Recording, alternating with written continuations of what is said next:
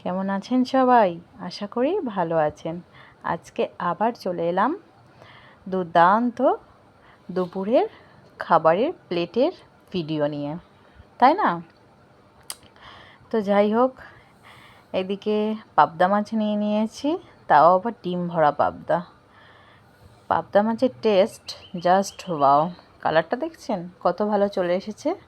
এটা হলো সর্ষে পাবদা, আর সাথে ছিল শিলে বাটা ধনিয়া পাতার চাটনি। তাই দিয়ে ভালো করে ভাতটা চটকে মেখে ঝাল ঝাল ধনিয়া পাতার চাটনি আর গরম ভাত, এই হলে আর মনে হয় না কিছু লাগে। যাই হোক, তাতে আবার আছে সর্ষে পাবদা, কিছু না লাগলেও খেতে তো হবে। ইয়ামি সর্ষে পাবদা। দেখছেন মাছটা কত সাদা, যে মাছ যত সাদা হয় সেই মাছ তত ফ্রেশ হয়।